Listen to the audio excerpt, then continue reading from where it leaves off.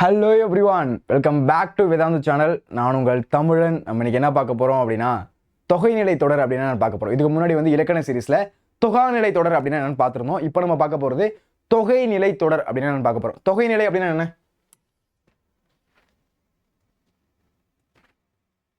இதுக்கு முன்னாடி நம்ம பார்த்தது தொகை, தொகா,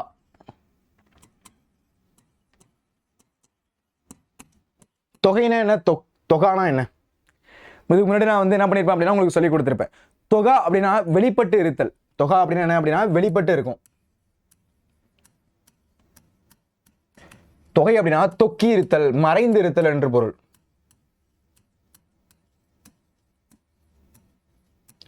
தொக்கி என்றால் மறைந்து இருத்தல் என்று பொருள்.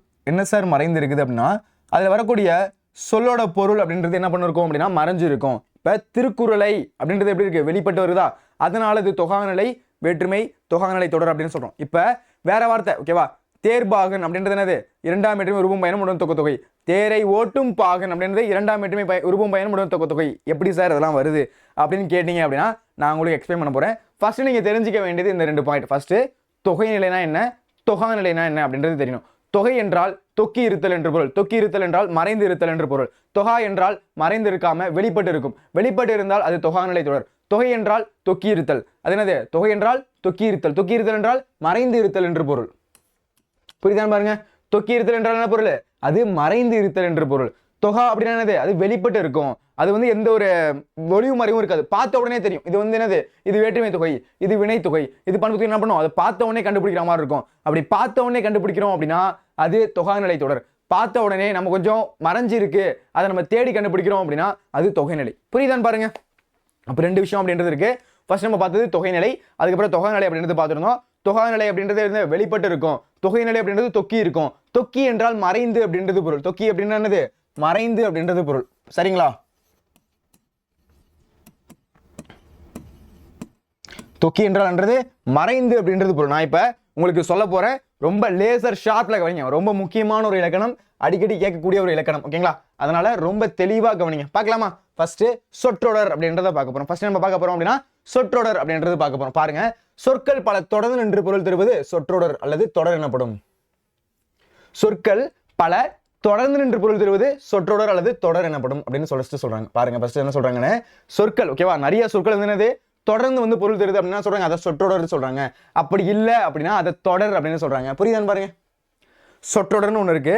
சொற்கள் என்ன பண்ணுது, பல தொடர்ந்து நின்று பொருள் தருது. அப்படி தொடர்ந்து நின்று பொருள் தந்தா என்ன சொல்றாங்க, சொற்றொடர். அவ்வளவுதான்.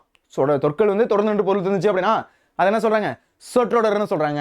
அதுவே அல்லது அதை சொற்றொடர்னு சொல்லலாம், இல்லை அப்படின்னு என்ன சொல்லலாம், அதை தொடர்னு சொல்லலாம். புரியுதான்னு பாருங்க. சொற்கள் ஓகேவா, இது என்னது, சொற்கள் அப்படின்னு என்னது தொடர்ந்து வந்து பொருள் தந்துச்சு அப்படின்னா அது சொற்றொடர்னு சொல்றாங்க. இல்லை அப்படின்னா அது தொடர்னு சொல்றாங்க. இந்த பாயிண்ட் எல்லாருக்கும் புரியுதான்னு பாருங்க. பாருங்க, நீர் பருகினான், சொற்கள் நம்மளது தொடர்ந்து நின்று பொருள் தருது, அதனால இது சொற்றொடர். வெண்சங்கு ஊதினான், அப்ப என்னது, சொற்கள் தொடர்ந்து நின்று பொருளுது. அப்ப இதனால என்ன சொல்றாங்க அப்படின்னா இதை சொற்றொடர் அப்படின்னு சொல்றாங்க. அப்படி இல்லை அப்படின்னா அதை தொடர்னு சொல்றாங்க. இந்த பாயிண்ட் எல்லாருக்கும் புரியுதா? ஃபர்ஸ்ட் சொற்றொடர் அப்படின்னா புரியணும் ஓகேங்களா. ஃபர்ஸ்ட் சொற்றொடர் அப்படின்னா புரியணும். அதாவது சொற்கள் பல தொடர்ந்து நின்று பொருள் தருவது சொற்றொடர் அல்லது தொடர் அப்படின்னு சொல்றாங்க. நீர் பருகினான், என்னது, வெண்சங்கு ஊதினான். அப்படின்னு என்ன பண்றான், வெண்சங்கு ஊதினான். அப்ப ரெண்டு என்ன பண்ணுது, சொற்கள் தொடர்ந்து நின்று ஒரு பொருள் தருது, அதனால வந்து என்னது, அது சொற்றொடர்னு சொல்றாங்க. அப்படி இல்லைன்னா தொடர் அப்படின்னு சொல்றாங்க.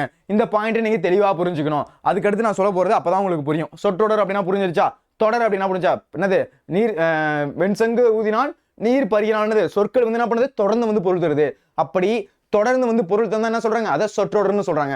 சொற்றொடர்னு சொல்ல அப்படின்னா அது தொடர்னு சொல்றாங்க. இந்த பாயிண்ட் உங்களுக்கு எல்லாருக்கும் புரியணும். சொற்றொடர்னா என்ன, தொடர்னா என்ன அப்படின்றது உங்க எல்லாருக்கும் தெளிவா புரியணும். சரிங்களா? சரி, அடுத்து என்ன பார்க்க போறோம் அப்படின்னா தொகைநிலை தொடர் அப்படின்னு பார்க்க போறோம் ஓகேங்களா. இதுக்கு முன்னாடி என்ன பார்த்திருந்தோம் அப்படின்னா தொகாநிலை தொடர் அப்படின்னு பார்த்திருந்தோம். இப்ப நம்ம பார்க்க போறது தொகைநிலை தொடர். தொகைநிலை என்றால் தொக்கி இருத்தல். தொக்கி இருத்தல் என்றால் மறைந்து இருத்தல்.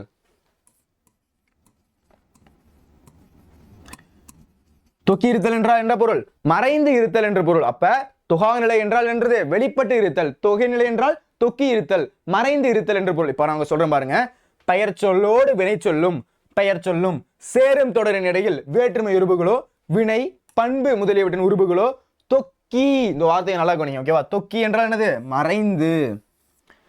இரண்டு அல்லது அதற்கு மேற்பட்ட சொற்கள் ஒரு சொல் போல நிற்குமானால் அதை தொகைநிலை தொடர் அப்படின்னு சொல்றாங்க. சார் ஒண்ணுமே புரியல சார் அப்படின்னா ஒண்ணும் கிடையாது. நீங்க பார்க்கக்கூடிய வேர்ட்ல அந்த வார்த்தை அப்படின்றது மறைஞ்சிருக்கும். அப்படி மறைஞ்சிருந்துச்சு அப்படின்னா அது தொகைநிலை. ஓகேங்களா? அது என்னெல்லாம் இருக்கலாம் அப்படின்னா பெயர் சொல்லோடு வினையச்சம். ஓகேவா? பெயர் சொல்லோடு வினையச்சமா இருக்கலாம். அதாவது கண்ணகி வந்தால் நம்ம முன்னாடி பார்த்திருந்தோம்ல, அது என்னது? அதை வந்து வினைமுற்று தொடர் அப்படின்னு சொல்லுவோமா? இப்ப வந்தா என்னது? பாடினால் கண்ணகி என்ன பண்றோம்? அந்த வினைமுற்று முன்னாடி போட்டுட்டு பின்னாடி என்ன பண்ணோம்? பெயர் சொல்ல போட்டோமா? அந்த மாதிரி என்ன சொல்றாங்க? அதை தான் வந்து பெயர் சொல்லோடு வினை சொல்லும், பெயர் சொல்லும் சேரும். அதுல என்ன பண்ணுது? அந்த பெயர் சொல்லும் சேருது. தொடர்ச்சியின் இடையில வேற்றுமை உருபு இருக்கலாம். ஐயாள்கு இன்னதுகன். வேற்றுமை உருபுகள் என்னது? ஐயாள்கு இன்னதுகன்.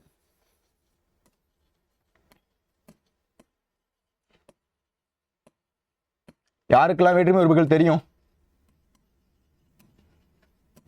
பாருங்க.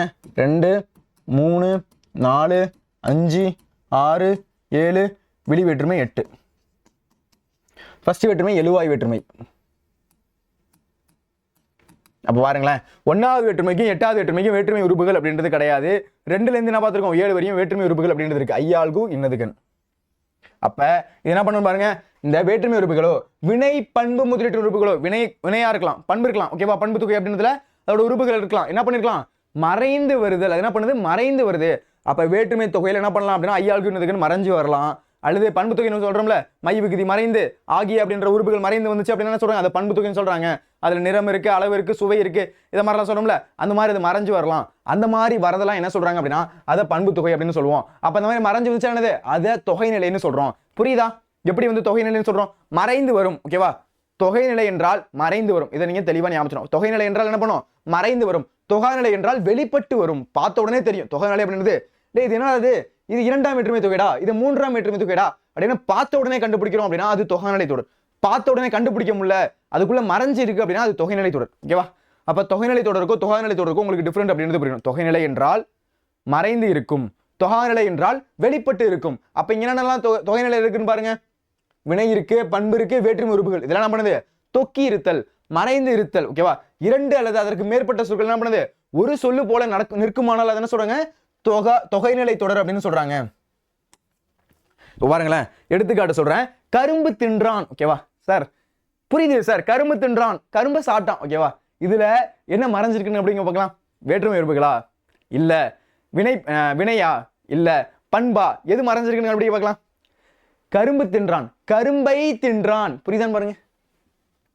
இந்த இடத்துல தான் புரியணும்.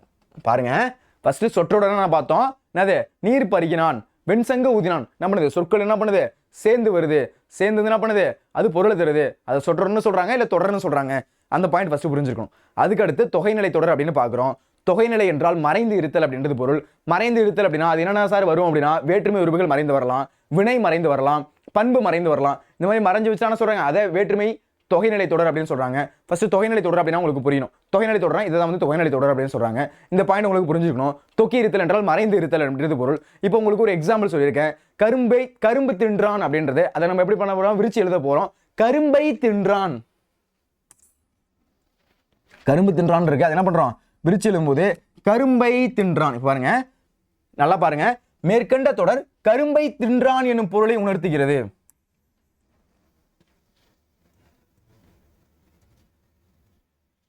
ஒரு நிமிஷம்.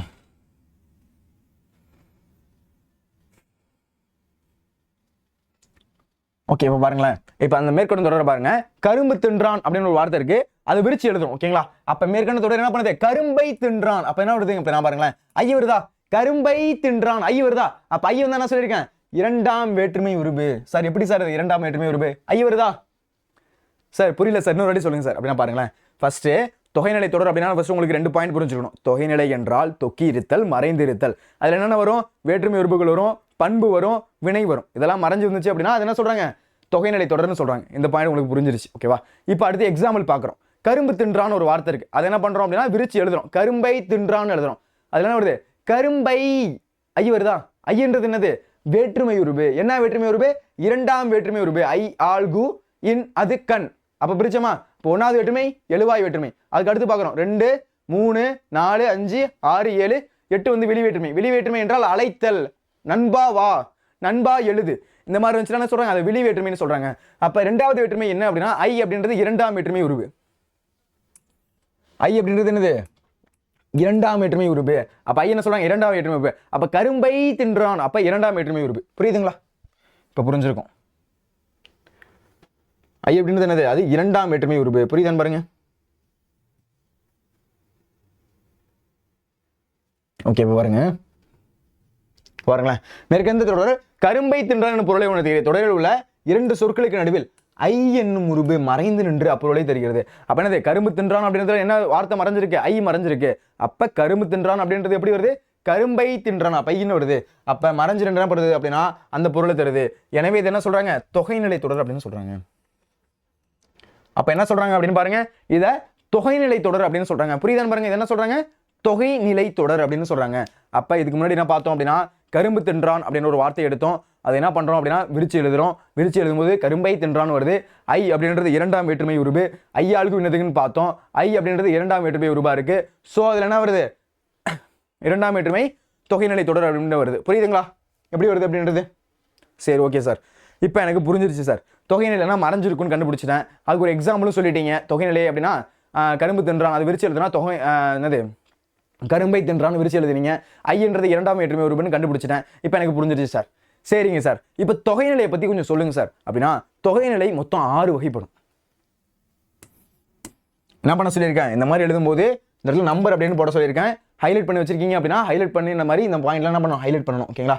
அப்ப தொகைநிலை தொடர் எத்தனை வகைப்படும் அப்படின்னா 6 வகைப்படும். எத்தனை வகைப்படும் என்றால் 6 வகைப்படும். தொகைநிலை தொடர் எத்தனை வகைப்படும்? 6 வகைப்படும். ஓகேங்களா? இப்போ பாருங்க ஒண்ணா பார்க்க போறோம். என்னென்ன சார் தொகை இருக்கு அப்படின்னு பாருங்க. ஃபர்ஸ்ட் பார்க்க போறது வேற்றுமை தொகை. ஃபர்ஸ்ட் பார்க்க போறது என்னது? வேற்றுமை தொகை. ஓகே, அதுக்கடுத்து வினை தொகை. அதுக்கடுத்து பார்க்கறது வினை தொகை. அதுக்கடுத்து பார்க்கறது பண்பு தொகை. அதுக்கடுத்து உவமை. அதுக்கடுத்து உண்மை. அதுக்கடுத்து அன்மொழி தொகை என 6 வகைப்படும். பாருங்க, தொகைநிலை தொடர் மொத்தம் எத்தனை வகைப்படும்? 6 வகைப்படும். அது என்னன்னு பாருங்க. வேற்றுமை தொகை, அதுக்கடுத்து என்ன இருக்கு? வினை தொகை, பண்பு தொகை, உண்மை தொகை, உவமை தொகை, அன்மொழி தொகை. மொத்தம் எத்தனை வகைப்படும்? 6 வகைப்படும். இது வந்து உங்களுக்கு 1 மார்க்ல கேட்கலாம், 2 மார்க்ல கேட்கலாம். சார் இது எப்படி சார் 1 மார்க் 2 மார்க்ல கேட்பாங்க அப்படின்னு பாருங்க. 1 மார்க்ல வேற்றுமை தொகை டேஸ் அது சாரி என்ன தொகைநிலை தொகை தொடர் டேஸ் வகைப்படும் அப்படின்னு கேட்பாங்க. அப்போ உங்களுக்கு 6 வகைப்படும் அப்படின்றது எழுதணும். ஓகேங்களா? அவை யாவை அப்படின்னு கேட்டா உங்களுக்கு 2 மார்க்ல கேட்பாங்க. அது உங்களுக்கு 2 மார்க்ல எழுதணும். சரிங்களா? சரி, ஓகே. இப்போ வந்து எதுக்கு வரும் அப்படின்னா வேற்றுமை தொகைக்கு வருவோம். ஓகேவா? ஃபர்ஸ்ட் மொத்தம் 6 வகைப்படும் அப்படி பார்த்தாச்சு. ஃபர்ஸ்ட் இருந்தது என்ன பார்த்தோம்? வேற்றுமை தொகைன்னு பார்த்தோம். ஃபர்ஸ்ட் வேற்றுமை தொகை நம்ம வர போறோம். ஓகேங்களா? இப்போ பாருங்களேன், இது அடுத்த ஒரு எக்ஸாம்பிள் அப்படின்றது பார்க்குறோம். மதுரை சென்றார். இதை பிரிச்சு எழுதுங்க பார்க்கலாம். இதை பார்க்காம மதுரை சென்றார், மதுரைக்கு சென்றார், மதுரை சென்றார், மதுரைக்கு சென்றார், மதுரைக்கு சென்றார். கு கு அப்படின்றது என்னது? ஐயாளுக்கு இன்னதுக்கு. ஓகேங்களா? அதேதான், வேற எதுவுமே மாறல.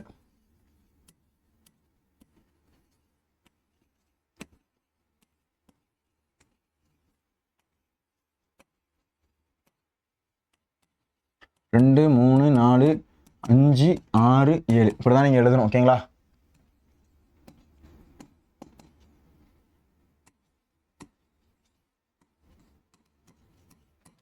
சார் எழுவாய் வேற்றுமைனா என்ன சார்? எழுவாய் என்பது ஒரு ஒரு பொருளை எழுப்பக்கூடியது. அதாவது வந்து ராமன் வந்தான். அப்ப யார் வந்தது? ராமன் தான் வந்தான். அப்ப அதான் என்ன சொல்றாங்க? எழுவாய். ராமன் வந்தான் அப்படின்றது அதுதான் எழுவாய்னு சொல்றாங்க. சரி, விழி வேற்றுமை என்ன சார்? 8வது வேற்றுமை சொல்லுங்க சார் அப்படின்னா அது வந்து நண்பா வா, ஒரு விஷயத்தை அழைக்கிறது, ஒரு விஷயத்தை கூப்பிடுறது, அந்த மாதிரி வந்து சார் அதை விழி அப்படின்னு சொல்றாங்க. இப்ப விழி வேற்றுமை அப்படின்னா புரியணும். அடுத்து என்னது? எழுவாய் வேற்றுமை அப்படின்னா உங்களுக்கு புரியணும். ஓகேங்களா? சரி, அதுக்கடுத்து நம்ம பார்த்தது என்ன அப்படின்னா வேற்றுமை உறுப்புகள் அப்படின்றது பார்த்தோம். ஐ, ஆல், கு, இன், அது, கண். அப்ப எத்தனை வேற்றுமை உறுப்புகள் இருக்கு? 6 வேற்றுமை உறுப்புகள் அப்படின்றது இருக்கு. சரிங்களா? அப்ப எத்தனை வேற்றுமை உறுப்புகள் இருக்கு? 6 வேற்றுமை உறுப்புகள் அப்படின்றது இருக்கு. சரிங்களா? ஓகே, இப்போ நம்ம பார்க்க போறது என்ன அப்படின்னா வேற்றுமை தொகை அப்படின்றது பார்க்க போறோம். இப்போ என்ன இருந்துச்சு? மதுரை சென்றார் அப்படின்னு வார்த்தை இருந்துச்சு. அதை என்ன பண்ணோம் அப்படின்னா விரிச்சு எழுதணும். மதுரைக்கு சென்றார், மதுரை சென்றார் அப்படின்றது எப்படி பிரிச்சு எழுதுறோம்? மதுரைக்கு சென்றார். அப்ப கு அப்படின்றத போட்டுக்கிறோம். மதுரைக்கு சென்றார். அப்ப மதுரைக்கு எங்க போனாரு? இவரு மதுரைக்கு போனாரு. எங்க போனாரு? மதுரைக்கு போனாரு. அப்ப கு அப்படின்றது இங்க போட்டுக்கிறோம். இத்தொடர் மதுரைக்கு சென்றார் என விரித்து நின்று பொருள் தெரிகிறது. கொடுக்கப்பட்டுள்ள இரு சொற்களுக்கு இடையில என்ன பண்ணுது? கு அப்படின்ற வேற்றுமை உருபு இல்ல, அது தொக்கி நின்று பொருளை உணர்த்துது. அப்ப மதுரை சென்றார்னு இருந்துச்சு. கரெக்டா?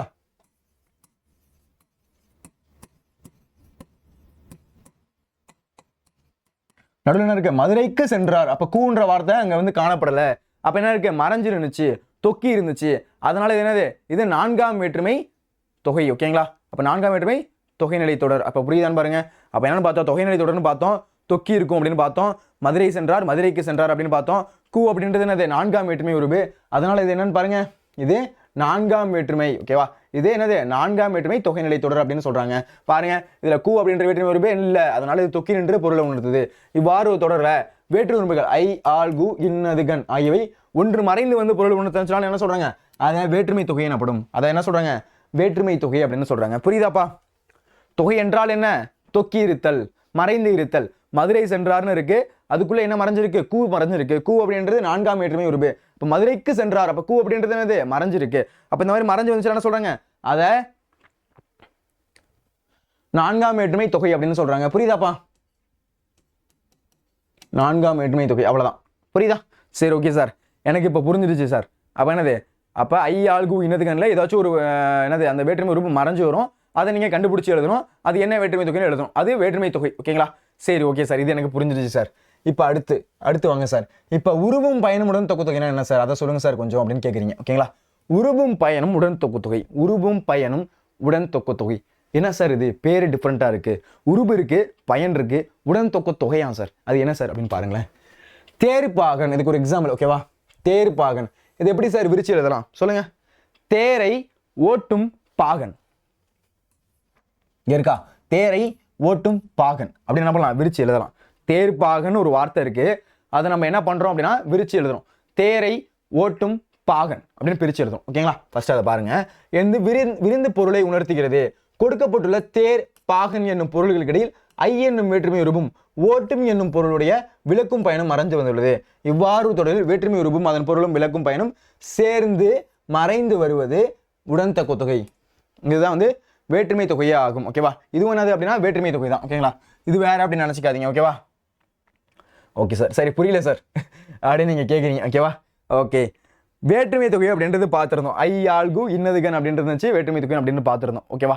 இப்போ நம்ம பார்த்தது உருவும் பயனும் உடன் தொக்கு தொகை அப்படின்றது பார்த்துருந்தோம். என்ன பார்த்துருந்தோம், உருவும் பயனும் உடன் தொக்கு தொகை அப்படின்னு பார்த்துருந்தோம். ஒரு எக்ஸாம்பிள் கொடுத்துருந்தாங்க, என்னது, தேர்ப்பாகன் அப்படின்னு கொடுத்துருந்தாங்க. நம்ம அதை விரிச்சு எழுதுறோம், தேரை ஓட்டும் பாகன். ஓகேங்களா? தேரை ஓட்டும் பாகன். தேரை அதுல என்ன வருது, ஐ வருதா? ஆமா சார், ஐ வருது, தேரை ஐ வருது. ஓகேவா? தேரை கிடைச்சிருச்சு. ஐன்றது எத்தனாவது உருபு, இரண்டாம் வேற்றுமை உருபு. ஓகே, இந்த பாயிண்ட் முடிஞ்சிருச்சு சார். தேரை ஓட்டும் பாகன், ஓட்டும் அப்படின்றது என்னது, அந்த இடத்துல இருக்கக்கூடிய பயன்.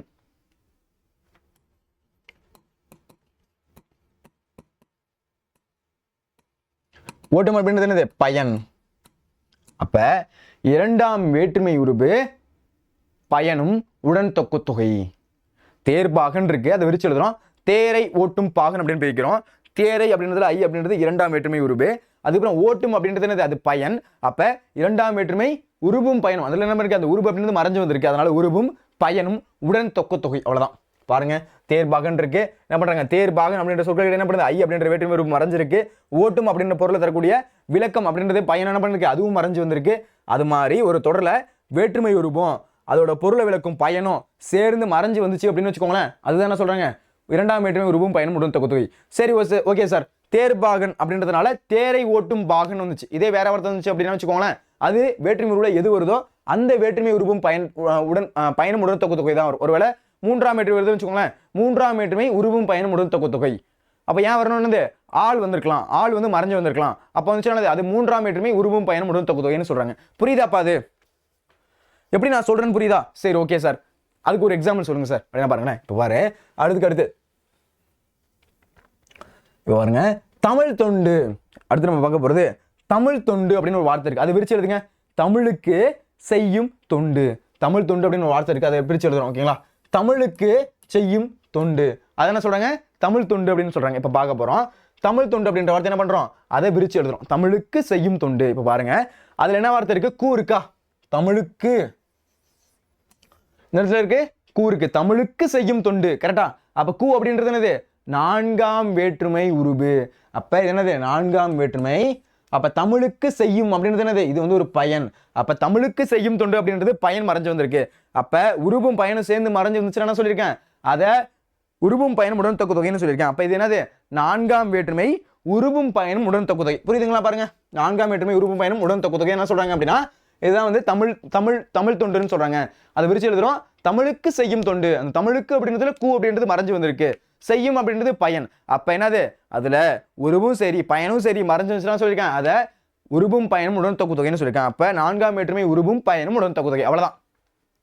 எளிமையா இருக்கா?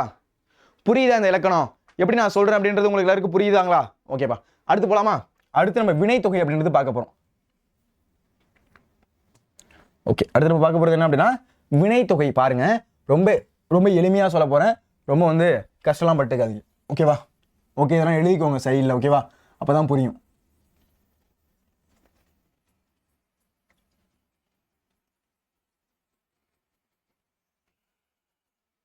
சரி, ஓகே.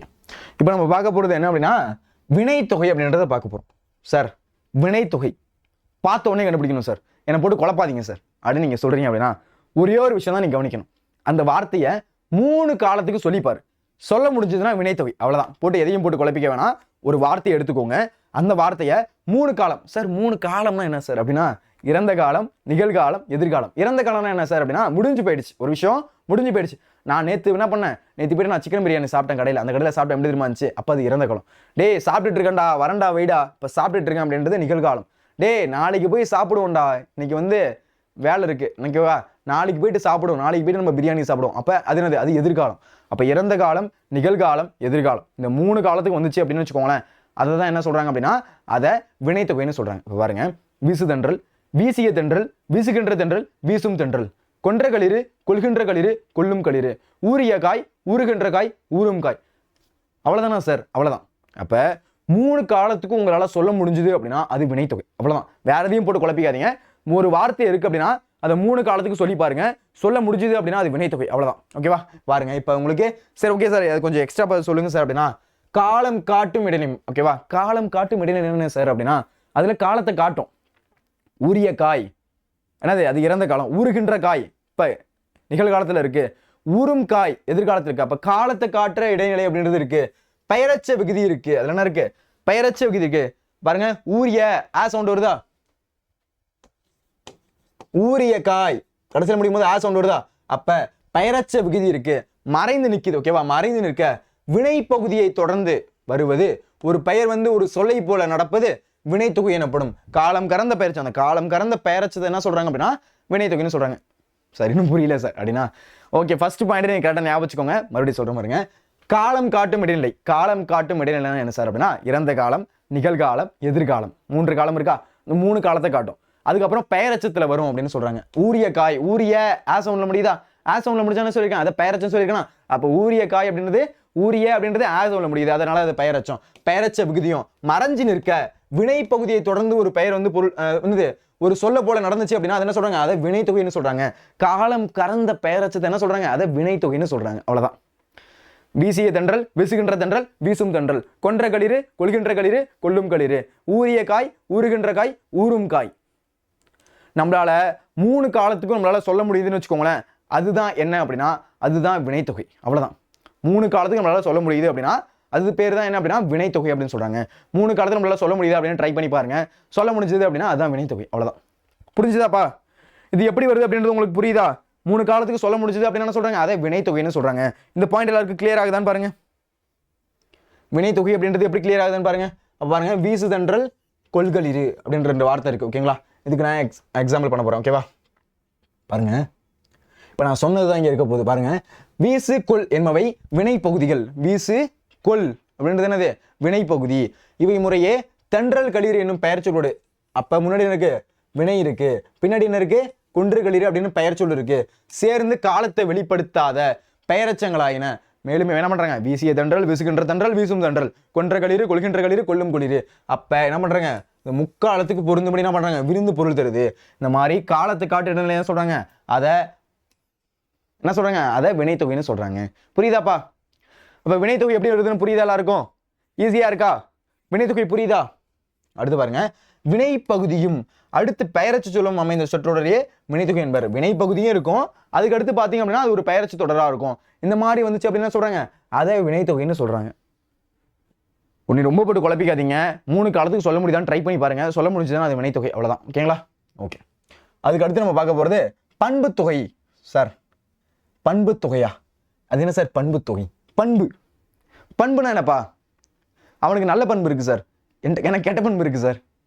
அவன் வந்து மற்றவங்களுக்கு நல்லது பண்ணணும்னு நினைக்கிற பண்பு இருக்கு சார், அவனுக்கு அந்த நல்ல விஷயம் இருக்கு சார், நல்ல விஷயம் இருக்கு சார். அதை வந்து என்ன பண்புன்னு சொல்றோம். இப்போ என்னது வடிவ பண்பு இருக்கு சார், என்னது அந்த ஒரு என்னது அந்த வடிவ பண்பு, நிறப்பண்பு இருக்கு சார். அதெல்லாம் என்ன சொல்றோம்? பண்பு தொகை அப்படின்னு சொல்றோம். பாருங்க, இது என்ன சொல்றோம்? வட்டம், சதுரம், சதுரம், செவ்வகம், முக்கோணம், இதெல்லாம் என்ன சொல்றோம் அப்படின்னா வடிவம் அப்படின்னு சொல்றோம். டேஸ்ட் சொல்லுங்க. இனிப்பா இருக்கு, ஐயோ அது அந்த புளிய விதையை சாப்பிட்டுட்டேன் சார், கசக்குது அப்படியே, அது என்னது கசப்பு. என்னது அந்த வாழை முட்டை எடுத்து சாப்பிட்டேன் சார், துவக்குது அப்படியே. உப்பு எடுத்து சாப்பிட்டேன் சார், உப்பு கரிக்குது சார். இதெல்லாம் என்னது அப்படின்னா பண்பு. கரெக்டா? இது என்னது? பண்பு. அப்ப இது என்னது? நிறப்பண்பு. என்ன பண்பு? சுவை பண்பு. அடுத்து கலர் பாருங்க, சிவப்பு கலரா இருக்கு சார், இந்த சட்டை வந்து கருப்பு கலரா இருக்கு சார், அப்ப என்னது அப்படின்னா நிறப்பண்பு. இதெல்லாம் சொல்றாங்க நிறம். அடுத்து எண் 1 2 3 4 என்றமா, அது எண்ணு. இந்த மாதிரி நிறம், அளவு பாருங்களேன், சின்னதா இருக்கு, பெருசா இருக்கு. என்னது ஒரு பொருள், ஓகேவா? ஏதாச்சும் ஒரு பொருள், இந்த கடல் அப்படின்றது ரொம்ப பெருசா இருக்கு, இந்த கடல் அப்படின்றது ரொம்ப பெருசா இருக்கு, இந்த ஆறு அப்படின்றது ரொம்ப சின்னதா இருக்கு, இந்த உலகம் அப்படின்றது பெருசா இருக்கு, ஓகேங்களா? அப்ப இந்த பேரண்டம்ன்றது ரொம்ப பெருசா இருக்கு. அந்த மாதிரி அளவு பண்பு. அப்ப அளவை பத்தி குறிக்கிறது நிறம், அளவு, சுவை, இதை பத்தி எல்லாம் குறிப்பிட்டு வச்சுக்கோங்க. எண், குணம், குணத்தை பத்தி எல்லாம் சொன்னிச்சு அப்படின்னா என்ன சொல்றாங்க? அதை பண்பு தொகைன்னு சொல்றாங்க.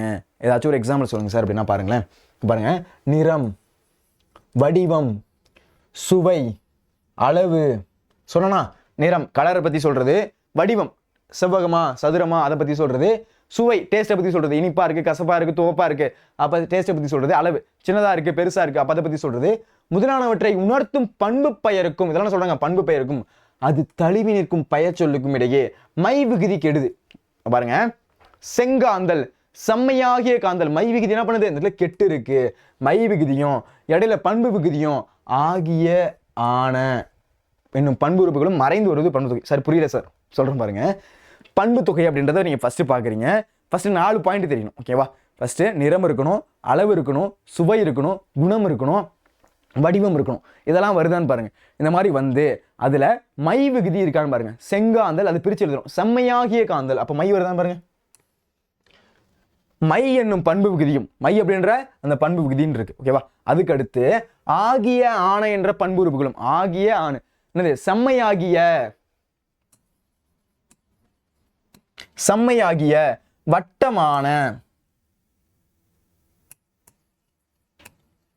வட்டமான, செம்மையாகிய வருதா? ஆகிய ஆணை அப்படின்ற உறுப்பு வருதா?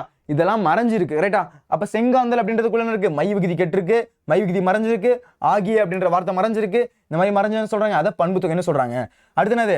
வட்டமான தொட்டி. வட்ட தொட்டி என்ன பண்றாங்க? பிரிச்சு எழுதுறாங்க. வட்டமான தொட்டி, ஆணை அப்படின்றது மறைஞ்சிருக்கு. அப்ப இந்த மாதிரி பண்பு உறுப்புகள் மறைஞ்சு வருது, மை விகுதி மறைஞ்சு வந்துச்சு, என்ன சொல்றாங்க? அதை பண்பு தொகைன்னு சொல்றாங்க. புரியுதா? பண்பு தொகை எப்படி வருதுன்னு புரியுதுங்களா? பண்பு தொகை எப்படி வருது அப்படின்றது புரியுதுங்களா? பாருங்க, இதுக்கான எக்ஸாம்பிள் பாருங்க. செங்காந்தல் அப்படின்றது எதை குறிக்குது? கலரை குறிக்குது, நிறத்தை குறிக்குது. அதுக்கு பாருங்க, வட்ட தொட்டி அப்படின்றது வட்டமான தொட்டி, ஒரு வட்டத்தை குறிக்குது, அதனால அது பண்பு தொகை. அதுக்கடுத்து பாருங்க, இன்மொழி, இனிமையான மொழி, என்னது? அந்த டேஸ்ட்டை சொல்லுது, அந்த குணத்தை சொல்லுது, அந்த மாதிரி சொன்னிச்சுன்னா என்னது? அது பண்பு தொகை. புரியுதாப்பா எப்படி வருது அப்படின்றது? அப்ப பண்பு தொகை அப்படின்றது எல்லாரும் கிளியர் ஆகுதா? பண்பு தொகை அப்படின்றது உங்களுக்கு புரியுதா? பண்பு தொகை அப்படின்றது உங்களுக்கு புரியுதா? எப்படி வருது அப்படின்றது உங்களுக்கு கிளியர் ஆகுதா? பண்பு தொகை அப்படின்னா கிளியர் ஆகணும், ஓகேங்களா? ஓகே, சரிங்க சார். இப்போ எனக்கு பண்பு தொகை கிளியர் ஆயிடுச்சு சார். அடுத்து இரு பெயரொட்டு பண்பு தொகை என்ன சார்? இரு பெயரொட்டு பண்பு தொகை இருக்கிறதுல ஈஸியான ஒன்று, ஓகேங்களா? பாருங்க, இப்போ என்ன பண்றோம்? டே பாம்பு பாம்பு பாம்பு பாம்பு என்ன பண்றோம்? ஒரு பாம்பு ஓடுது, என்ன பண்றோம்? டே பாம்பு பாம்பு பாம்பு, ஓகேவா? ஃபர்ஸ்ட் பாம்பு பாம்புன்னு சொல்றோம். அப்புறம் நல்லா உத்து பார்த்ததுக்கு டே அது சார பாம்புடா. அப்புறம் உத்து பார்த்தா இது நல்ல பாம்புடா. இல்லை சார பாம்பு இல்லை, இது நல்ல பாம்புடா. இல்லை இல்லடா அது தண்ணி பாம்புடா. இல்லடா அது பச்சை பாம்புடா. அப்ப என்ன பண்றோம்? பின்னாடி ஒரு வார்த்தை வருது, பாம்பு பாம்பு பாம்புன்னு. அது நார்மலா சொல்லிட்டு இருக்கோம். முன்னாடி வார்த்தை சொல்றோம், என்னது? அது பச்சை பாம்பு, அது வந்து என்னது? நல்ல பாம்பு, அது சார பாம்பு அப்படின்னு சொல்றோம். அப்போ முன்னாடி உள்ள வார்த்தை மட்டும் பாருது, பின்னாடி உள்ள வார்த்தை அப்படியே இருக்கு. சார பாம்பு, நல்ல பாம்பு, அந்த தண்ணி பாம்பு. அப்ப பின்னாடி இருக்க பாம்பு அப்படின்ற வார்த்தை மாறல, முன்னாடி இருக்க பெயர் அப்படின்றது மாறுது. கரெக்டா? சரி, ஓகே சார், இது எனக்கு புரியுது. இப்போ பின்னாடி இருக்கிறதோட பேர் என்னன்னு சொல்லுங்க. பின்னாடி இருக்கிறது பொது பெயர், சாரை பாம்புன்னு எடுத்துக்கிறோம், ஓகேங்களா? இப்ப பாம்பு அப்படின்றது பொது பெயர். இது என்ன சார் பொது பெயர்னா? பொதுவா நம்ம கூப்பிடக்கூடியது பாம்பு. எல்லாத்தையும் என்ன பண்றோம்? பாம்பு. ஏதாச்சும் ஒரு பாம்பு இருந்துச்சுன்னா அது பாம்பு வந்திருக்கு, பச்சை பாம்பு வந்திருக்கு, நல்ல பாம்பு வந்திருக்கு, அப்ப என்ன சொல்றோம்? பாம்புன்னு சொல்றோம். அதை ஸ்பெசிஃபிக்கா பண்றோம்ல, ஸ்பெசிஃபிக் பண்றோம்ல, முன்னாடி வந்து ஒரு வார்த்தை வருது, சாரன்னு சொல்றோம், நல்லன்னு சொல்றோம். அப்ப இது என்னது? சிறப்பு பெயர். பாருங்க, சிறப்பு பெயர் முன்னாடியும் பொது பெயர் பின்னாடியும் வருது. சிறப்பு பெயர் முன்னாடியும் பொது பெயர் பின்னாடியும் வருது. அந்த மாதிரி வந்துச்சு அப்படின்னா அது இரு பெயர் விட்டு பண்பு தொகை. அவ்வளவுதான். அவ்வளவுதானா சார்? அவ்வளவுதான். அடுத்து பாருங்க, மார்கழி திங்கள் ரெண்டா பிரிக்கிறீங்க. திங்கள், மார்கழி திங்கள், தை திங்கள், பங்குனி திங்கள், சித்திரை திங்கள், வைகாசி திங்கள். திங்கள் அப்படின்றது எங்கேயாச்சும் மாறுதா? திங்கள் அப்படின்றது எங்கேயுமே மாறல. திங்கள் அப்படின்றது என்னது? பொது பெயர். மார்கழி அப்படின்றது சிறப்பு பெயர். அப்ப சிறப்பு பெயர் முன்னும் பொது பெயர் பின்னும் வருவது அதை என்ன சொல்றாங்க? இரு பெயரொட்டு பண்பு தொகைன்னு சொல்றாங்க. அவ்வளவுதான். பாருங்க, திங்கள், பாம்பு ஆகிய பொது பெயர்களுக்கு முன் மார்கழி, சாரை என்னும் சிறப்பு பெயர்கள் வந்து மார்கழி ஆகிய திங்கள், சாரை ஆகிய பாம்பு என்று இரு பெயரொட்டாக வந்துள்ளது. அவ்வளவுதான். எதனா சொல்றாங்க அப்படின்னா இரு பெயரொட்டு பண்பு தொகைன்னு சொல்றாங்க. அவ்வளவுதான். சிம்பிள். ஓகேங்களா? ஓகே, சரி. ஓகே சார், இப்போ ஊமை தொகைன்னா என்னன்னு சொல்லுங்க சார். ஊமை தொகை, ஊமை தொகைன்னா என்னன்னு புரியணும் சார். ஓகேவா? சரி, ஓகே சார். ஊமை தொகைனா என்ன சார்? உவமை, உவமைனா என்ன பார்க்கலாமா? பாருங்க, உவமைக்கும் பொருளுக்கும் உவமேயம் இடையில ஊம உருவு மறைந்து வருவது ஊமை தொகை. புரியலையே சார் அப்படின்னா, அகழ்வாரை தாங்கும் நிலம் போல தம்மை இகழ்வார் பொறுத்தல் தலை. இது என்னது? ஒரு திருக்குறள். அகழ்வாரை தாங்கும் நிலம் போல தம்மை இகழ்வார் பொறுத்தல் தலை. இதுல பாருங்க, அகழ்வாரை தாங்கும் நிலம் போல தம்மை இகழ்வார் பொறுத்தல் தலை. இப்ப நான் வந்து உங்களுக்கு 3 வார்த்தை சொல்லியிருக்கேன். அகழ்வாரை தாங்கும் நிலம் போல, போல, போல, தம்மை இகழ்வார் பொறுத்தல் தலை. அப்ப அகழ்வாரை தாங்கும் நிலம் அப்படின்றது உவமை, போல அப்படின்றது ஓம உருபு, இது உவமேயம். அப்ப உவமை இருக்கணும், உவமேயம் இருக்கணும், ஓம உருபு வெளிப்பட்டு இருக்கணும். அப்ப இந்த மாதிரி உவமை, உவமேயம், ஓம உருபு வெளிப்பட்டு வந்தால் அதை உவமை தொகை என்று சொல்கிறார்கள். இது என்ன சொல்றாங்க? உவமை தொகை. அதுக்கு உண்மை தொகைன்னு ஒன்று இருக்கு, அதை மறந்துடக்கூடாது. ஓகேவா? உவமை தொகை அப்படின்னா புரியணும். உவமை தொகை என்ன சொல்றாங்க? இதுதான் உவமை தொகை அப்படின்னு சொல்றாங்க. பாருங்க, அகழ்வாரை தாங்கும் நிலம் போல தம்மை இகழ்வாறு பொறுத்தல் தலை. அகழ்வாரை தாங்கும் நிலம் போல, போல, தம்மை இகழ்வாறு பொறுத்தல் தலை. புரியுதா? அப்ப போல அப்படின்ற வார்த்தையை என்ன சொல்றாங்க? ஓம உருபு அப்படின்னு சொல்றாங்க. போல, போன்ற, புறைய,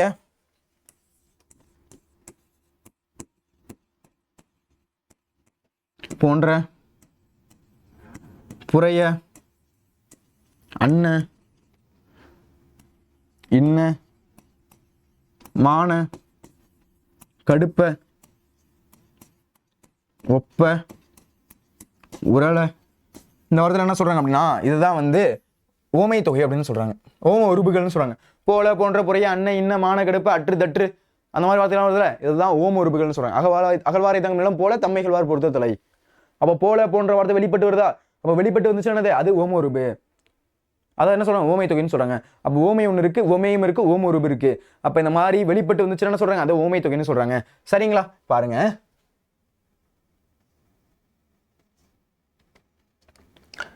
பாருங்க, மலர்கை.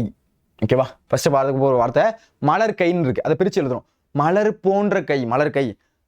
அது மலர் பாதம், மலர் போன்ற பாதம், பாத மலர், பாதம் போன்ற மலர். புரியுதா? மலர் பாதம், பாத மலர், பாதம் போன்ற மலர். புரியுதா? மலர் பாதம், மலர் போன்ற பாதம். அப்ப போன்ற, போல, போன்ற, புறைய, அன்ன, இன்ன, மான, கடுப்ப, ஒப்ப, உரள, இந்த வார்த்தைகள் எல்லாம் வெளிப்பட்டு வந்தால் அதை உவம உருபு, அதெல்லாம் வந்து உவம உருபுகள் வெளிப்பட்டு வந்தால் அதை உவமை தொகை என்று சொல்கிறார்கள். போல, போன்ற, புறைய, அன்ன, இன்ன, மான, கடுப்ப, ஒப்ப, உரள, அற்று, தற்று, இந்த வார்த்தைகள் எல்லாம் வெளிப்பட்டு வந்தால் அதை உவம உருபு என்று சொல்கிறார்கள். புரியுதுங்களா? இதெல்லாம் வெளிப்பட்டு தான் ஓமை தொகை. இந்த உருபுகள், இதெல்லாம் இந்த உருபுகள்லாம் வெளிப்பட்டு வந்தானே சொல்றாங்க, அதை ஓமை தொகைன்னு சொல்றாங்க. புரியுதுங்களா? பாருங்க, இப்ப மலர் கை அப்படின்றத பிரிச்சு எழுதுறோம். மலர் போன்ற கை. இப்ப பாருங்க, இதுல மலர் அப்படின்றது உவமை, மலர் அப்படின்றது ஓமை, போன்ற அப்படின்றது என்னது? அது ஓம உருபு, கை அப்படின்றது ஓமேயம். அப்ப என்ன சொல்லியிருக்கேன்? ஓமை இருக்கணும், ஓமேயம் இருக்கணும், ஓம உருபு இருக்கணும். இந்த 3 வந்துச்சு என்ன சொல்றாங்க? அதை என்ன சொல்றாங்க? அதை ஊமை தொகை அப்படின்னு சொல்றாங்க. ஊமை தொகைனா புரிஞ்சிருச்சா? ஊமை தொகை புரிஞ்சிருச்சா? புரியுதாப்பா? மலர் கைன்னு இருந்துச்சு, மலர் போன்ற கை, மலர் கையில அந்த ஓம உருபு மறைஞ்சு இருந்துச்சு. அந்த மாதிரி அதுல 3 விஷயம் இருக்கணும். என்ன இருக்கணும்? ஓமை இருக்கணும், ஓமேயம் இருக்கணும், ஓம உருபு இருக்கணும். இந்த மாதிரி 3 விஷயம் வந்துச்சு என்ன சொல்றாங்க? அதை ஊமை தொகைன்னு சொல்றாங்க.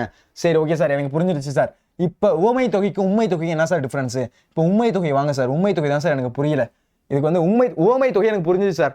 போன்ற, போல, போன்ற, புறைய, அன்ன, இன்ன, மான, கடுப்ப, அற்று, தற்று, அன்ன, இன்ன, இந்த வார்த்தையெல்லாம் வெளிப்பட்டு வந்துச்சு அப்படின்னா அது வந்து மறைஞ்சு வந்தாலும் சரி அந்த வார்த்தைக்கு வரணும். அந்த வார்த்தையில வந்து அது என்னது, அதை ஓமை தொகைன்னு சொல்லிட்டீங்க. இப்போ எனக்கு உண்மை தொகைனா என்ன சார்? உண்மை ஓகேவா? ஃபர்ஸ்ட் 2 வார்த்தை எடுத்துக்கிறோம், பாக்கி எல்லாத்தையும் விட்டுருங்க. ஓகேங்களா? இப்போ நம்ம எடுக்க போகிறது உண்மை தொகை. அந்த வார்த்தை இருக்கு அந்த அப்படின்ற வார்த்தையை ஞாபகம் வச்சுக்கோங்க. ஓகேங்களா? இப்போ இரு சொற்களுக்கு இடையில் என்னும் இடை சொல் மறைந்து வருவது உண்மை தொகை. அவ்வளவுதான். 2 சொல் இருக்கு, அந்த 2 சொல்லுக்கு இடையில நடுவில் அப்படின்ற வார்த்தை மறைஞ்சு வருது. எப்படி சார் மறைஞ்சு வரும் அப்படின்றத பாருங்களேன். அண்ணன் தம்பி. ஓகேங்களா? அண்ணனும் தம்பியும்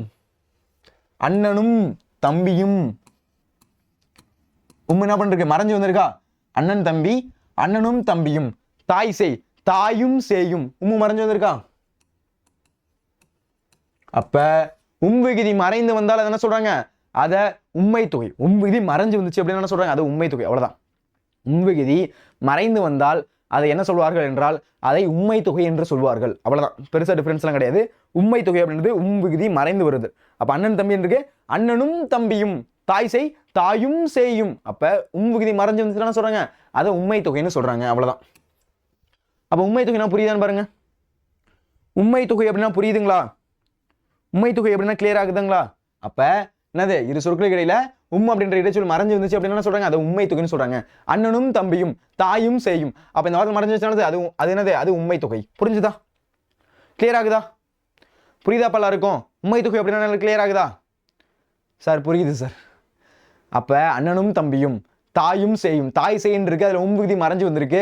அந்த மாதிரி மறைஞ்சு வச்சு சொல்றாங்க, அதை உண்மை தொகைன்னு சொல்றாங்க. புரியுதா? ஓகேவா? சரி, அதுக்கடுத்து நம்ம பார்க்க போறது அன்மொழி தொகை. சார் இது என்ன சார் வேறே வித்தியாசமா இருக்கு? அன்மொழி தொகை அது என்ன சார்? அன்மொழி தொகை, அன்மொழி அது என்ன சார்? அன்மொழி அப்படின்னா பாருங்களேன், இதுல இந்த வார்த்தையை கவனிங்களேன். ஃபர்ஸ்ட் நான் எக்ஸாம்பிள் இருந்து போறேன். சிவப்பு சட்டை பேசினார், முறுக்கு மீசை வந்தார். சிவப்பு சட்டை பேசினார், அது என்ன பண்றாங்க அப்படின்னா அதுல என்ன மறைஞ்சிருக்குன்னு பாருங்க. சிவப்பு சட்டையை உடைய மனிதன் பேசினார், ஒரு ஆண் பேசினார். அதுல ஆண்பால் மறைஞ்சிருக்கு.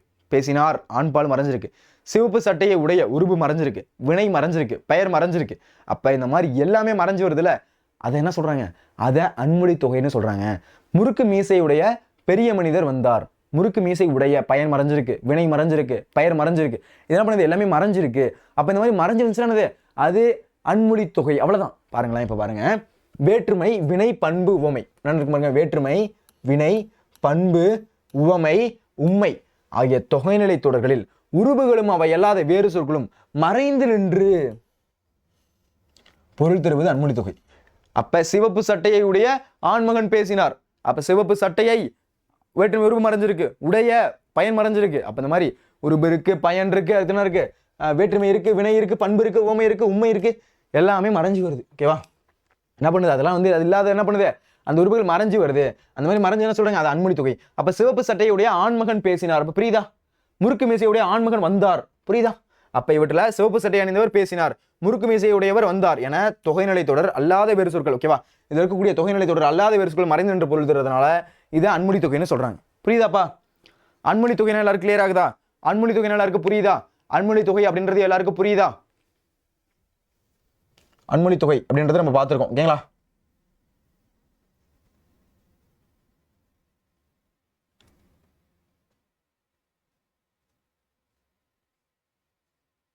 ஓகே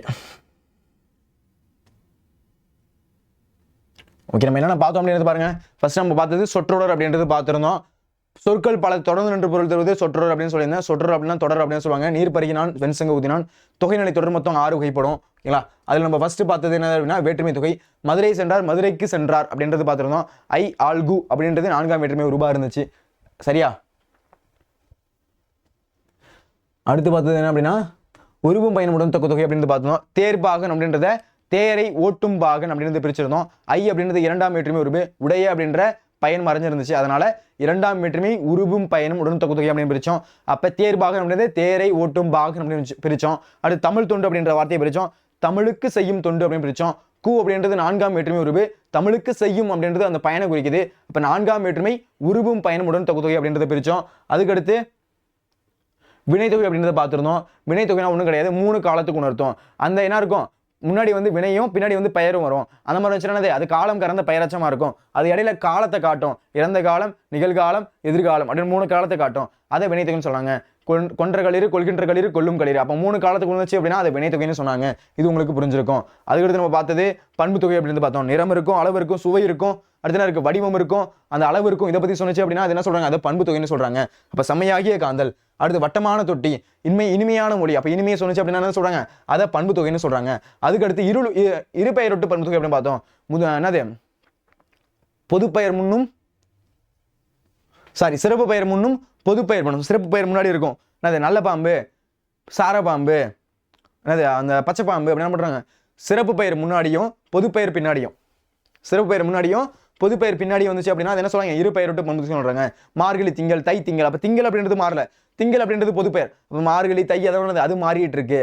அந்த மாதிரி மாறிச்சு அப்படின்னு சொல்றாங்க, அதை என்ன சொல்றாங்க, அதை இரு பெயரொட்டு பண்பு தொகைன்னு சொல்றாங்க. முன்னாடி இருக்கிறது சிறப்பு பெயர், பின்னாடி இருக்கிறது பண்பு பொது பெயர். ஓகேவா. அடுத்து சாரை பாம்பு, பாம்பு பாம்பு பாம்பு அப்படின்றது என்னது, அது பொது பெயர். முன்னாடி என்னது, சார பாம்பு, நல்ல பாம்பு அப்படின்றது சிறப்பு பெயர். அப்ப சிறப்பு பெயர் முன்னும் பொது பெயர் பின்னும் வருவது என்னது, அது இரு பெயரொட்டு பண்பு தொகை அப்படின்றது பார்த்துருந்தோம். அடுத்து ஓமை தொகை. போல, போன்ற, புறைய, அன்ன, இன்ன, மான, கடுப்ப, ஒப்ப, உரள இந்த வார்த்தைகள் எல்லாம் வெளிப்பட்டு வருவது. என்னது, அந்த வார்த்தையில மறைஞ்சிருந்து அப்படின்னு வெளிப்பட்டு வருது. இந்த மாதிரி வெளிப்பட்டு சொல்றாங்க, அதை உவமை தொகை அப்படின்னு சொல்றாங்க. உவமை தொகை இது என்ன புரியுதா, இது என்ன சொல்றாங்க, உவமை தொகை. உண்மை தொகைக்கும் உவமை தொகைக்கும் நல்ல டிஃபரன்ஸ் இருக்கு. மாத்தி போட்டக்கூடாது. எடுத்த உடனே என்ன பண்ணுவாங்க அப்படின்னா அவசரத்துல போய் என்ன பண்ணுவாங்க பசங்க, டக்குன்னு போயிட்டு ஏ ஆப்ஷனை போடுறேன் அப்படின்ட்டு உண்மை தொகையை குறிச்சிட்டு வந்துருவாங்க. ஓகேவா. அவங்க என்ன பண்ணுவாங்க, வேணும்னே நீங்க தப்பு பண்ணணும் அப்படின்னு தான் ஏ ஆப்ஷன்ல வைப்பாங்க. ஓகேவா. அதனால ஒரு கொஸ்டின் எழுதுறீங்க அப்படின்னா அட்லீஸ்ட் ஒரு 20 செகண்ட் 15 செகண்ட் என்ன பண்ணணும், கொஞ்சம் பொறுமையா அதுல என்ன வருது அப்படின்றத செக் பண்ணி அதுக்கப்புறம் தான் எழுதணும். சரிங்களா, புரியுதாப்பா, புரியுதா? அப்ப புரியுதான்னு பாருங்க. அடுத்து நம்ம ஓமை தொகை அப்படின்னு பார்த்தோம். என்னது, அதுல ஓம உருபு வெளிப்பட்டிருக்கும். மலர் கை, மலர் போன்ற கை. அப்ப மலர் அப்படின்றது ஓமை, கை அப்படின்றது ஓமேயம், போன்ற அப்படின்றது ஓம உருபு. இது 3 வெளிப்பட்டு இருந்துச்சு என்னது, அப்போ உண்மை தொகைன்னு சொல்றாங்க. அடுத்து உண்மை தொகை. அப்ப உண்மை தொகை அப்படின்றது அப்படின்ற வார்த்தை இருக்கு. அண்ணன் தம்பி, அண்ணனும் தம்பியும், தாய் செய், தாயும் செய்யும். என்ன பண்ணுது, மறைஞ்சு வருது. மறைஞ்சு வந்துச்சுன்னா அது உண்மை தொகை. ஓகேங்களா. அதுக்கடுத்து நம்ம பார்க்க போறது அன்மொழி தொகை. அன்மொழி என்ன சொல்லிருக்கேன், சிவப்பு சட்டை பேசினார், சிவப்பு சட்டையை உடைய ஆண்மகன் பேசினார். புரியுதா, சிவப்பு சட்டையை உடைய ஆண்மகன் பேசினார். அப்ப சிவப்பு சட்டையுடைய ஆண்மகன் பேசினார். அதெல்லாம் இருக்கும், பண்பு மறைஞ்சிருக்கும், வேற்றுமை மறைஞ்சிருக்கும், என்னது வினை மறைஞ்சிருக்கும், பெயர் மறைஞ்சிருக்கும், அடுத்தது அந்த உண்மை தொகை மறைஞ்சிருக்கும். உண்மை தொகை எல்லாமே மறைஞ்சு வருது. இந்த மாதிரி சொல்லுவாங்க, அதை உண்மை தொகையை அன்மொழி தொகை அப்படின்னு சொல்லுவாங்க. சிவப்பு சட்டை பேசினார், சிவப்பு சட்டையுடைய ஆண்மகன் பேசினார். முறுக்கு மீசை வந்தார், முறுக்கு மீசையுடைய ஆண்மகன் வந்தார். அப்ப இந்த மாதிரி மறைஞ்சு சொல்றாங்க, அதான் அன்மொழி தொகைன்னு சொல்லியிருக்காங்க. புரியுதாப்பா? ஓகே, இப்போ வந்து நம்ம எல்லாமே பார்த்துருக்கோம். இப்ப தொகைநிலை தொடர் மொத்தம் எத்தனை வகைப்படும் அப்படின்றத கீழே கமெண்ட் பண்ணுங்க. ஓகேவா. தொகைநிலை தொடர் மொத்தம் எத்தனை வகைப்படும் அப்படின்றத கீழே மறக்காம கமெண்ட் பண்ணுங்க. ஓகேவா. வந்து என்ன பார்த்துருக்கோம் அப்படின்னா இன்னைக்கு தொகைநிலை தொடர் அப்படின்றது பார்த்துருக்கோம் இலக்கணம் சீரீஸ்ல. ஓகேவா. ஓகே, என்ன இருக்குன்னு பாருங்க. ஓமை தொகை, பண்பு தொகை, உண்மை தொகை, வினைத்தொகை, வேற்றுமை தொகை, அன்மொழி தொகை, தொகைநிலை தொடர்கள் இதெல்லாம் என்ன பண்ணுறாங்க, தொகைநிலை தொடர்னு சொல்றாங்க. நான் என்ன பண்ணிட்டேன் அப்படின்னா ஆன்சரையுமே உங்களுக்கு ஆல்மோஸ்ட் சொல்லிட்டேன். ஆனால் நீங்கள் கீழே ஆன்சர் பண்ணுங்க. ஓகேவா. ஏன்னா 1 மார்க்ல கேட்பாங்க. இதுலேருந்து எப்படிலாம்ப்பா 1 மார்க் கொஸ்டின் கேட்கலாம் அப்படின்னா உங்களுக்கு 1 மார்க்ல கேட்கலாம். ஓகேவா. 1 மார்க்ல எப்படி வேணா கேட்கலாம். ஓகேவா. சிவப்பு சட்டை பேசினா என்பது டேஷ் தொகை அப்படின்னு கேட்கலாம். அப்போ இந்த மாதிரி எப்படி கேட்டாலும் எழுத தெரியணும். இலக்கணத்தில் எப்படி வேணா கேளுங்க. இந்த செஷன்லேருந்து நான் எழுதுவேன் அப்படின்ற அளவு என்ன பண்ணணும், நீங்கள் அந்த அளவுக்கு படிச்சு வச்சிருக்கணும். சரிங்களா. அந்த அளவுக்கு படிச்சு வச்சிருந்தீங்க அப்படின்னா ஃபுல்லாக மார்க் எடுக்கலாம். அப்போ இலக்கணத்தை நீங்கள் கரைச்சி குடிச்சிருக்கணும். ஓகேவா. அடுத்து இதுலேருந்து 1 மார்க் அப்படின்னு கேட்பாங்க. 2 மார்க் கேட்பாங்களா சார்னா 2 மார்க் கேட்பாங்க. ஓகேவா. ரேராக கேட்டால் கேட்கலாம். ஓகேவா. அன்மொழி தொகையை வரையறு அப்போ எழுதணும். ஓகேவா. அதில் என்னது பண்பு இருக்காது, உருபு இருக்காது, எல்லாம் மறைஞ்சு வருது அப்படின்னு என்ன பண்ணணும், அதை எழுதணும். அடுத்து இரு பெயரொட்டு பண்பு தொகைனா என்ன அப்படின்னு கேட்பாங்க. அதோட எடுத்துக்காட்டை கொடுத்து இரு பெயரொட்டு பண்பு தொகையில் வருமா அப்படின்னு கேட்பாங்க. அப்போ அது உங்களுக்கு எழுத தெரியணும். புரியுதாப்பா? 1 மார்க்ல கேட்கலாம். கரெக்டா. 15 1 மார்க்ல 12 1 மார்க் அப்படின்றத விட்டுட்டு எங்கேயாச்சும் இலக்கணத்தை பிடிச்சி கேட்டு வைக்கலாம். ஓகேவா. அப்படி கேட்டு வச்சாலும் எழுத தெரியணும். அப்போ இதெல்லாம் உங்களுக்கு எழுத தெரிஞ்சாதான் உங்களுக்கு ஃபுல் மார்க் அப்படின்றது கிடைக்கும். சரிங்களா. கரெக்டா. ஓகேப்பா. ஓகே, இந்த வீடியோ உங்களுக்கு பிடிச்சிருக்கு அப்படின்னா ஒரு லைக் ஒன்று தட்டி விடுங்க. உங்கள் ஃப்ரெண்ட்ஸுக்கு இந்த வீடியோவை ஷேர் பண்ணுங்கள். மறக்காமல் நம்ம சேனலை ஃபாலோ பண்ணி சப்ஸ்கிரைப் பண்ணுங்கள். இதான் நம்ம சேனலுக்கு யாராச்சும் ஃபஸ்ட் டைம் வந்திருக்கீங்க அப்படின்னா வெல்கம் டு வேதாந்த் சேனல். யாராச்சும் சப்ஸ்கிரைப் பண்ணாமல் வீடியோ பார்த்துருக்கீங்க அப்படின்னா சப்ஸ்கிரைப் பண்ணிக்கோங்க. அப்போ தான் பப்ளிக் எக்ஸாம் போடக்கூடிய வீடியோஸ் அப்படின்னு நோட்டிஃபிகேஷன் வரும். அதனால் வந்து சப்ஸ்கிரைப் பண்ணிக்கோங்க. ஓகேவா. ஓகே, எல்லோரும் வந்து அடுத்து இலக்கணம் சீரிஸில் நம்ம வந்து இப்போ தொகைநிலை தொடர் வந்தாச்சு. அதுக்கு அடுத்து இருக்கக்கூடிய ஒரு பேலன்ஸ் இருக்கக்கூடிய 2-3 இலக்கணம் மட்டும் நம்ம பார்த்துட்டோம் அப்படின்னா இலக்கணம் சீரிஸ் அப்படின்றது முடிஞ்சிடும். அதுக்கப்புறம் ஃபுல்லாக ரிவிஷன் அப்படின்றதான் பார்க்க போகிறோம். பப்ளிக் எக்ஸாமுக்கு ரெடியாக போகிறோம். ஓகேங்களா. ஓகேப்பா. அடுத்த வீடியோவில் சந்திக்கலாம். நன்றி, வணக்கம். தொகைநிலை தொடர் மொத்தம் எத்தனை வகைப்படும் அப்படின்றத கீழே கமெண்ட் பண்ணுங்க. மறந்துடாதீங்க. ஓகேவா. தொகைநிலை தொடர் மொத்தம் எத்தனை வகைப்படும், முடிஞ்சா தொகைநிலை தொடர் மொத்தம் எத்தனை வகைப்படும், ரெண்டுத்தையும் சேர்த்து கமெண்ட் பண்ணுங்க. தொகைநிலை தொடர் எத்தனை வகைப்படும், தொகைநிலை தொடர் மொத்தம் எத்தனை வகைப்படும், அந்த 2 கொஸ்டினையும் சேர்த்து என்ன பண்ணுங்க அப்படின்னா கீழே கமெண்ட் பண்ணுங்க. மறந்துடாதீங்க, நான் வந்து கீழே செக் பண்ணுவேன். ஓகேவா? தேங்க்யூ, பாய் பாய்.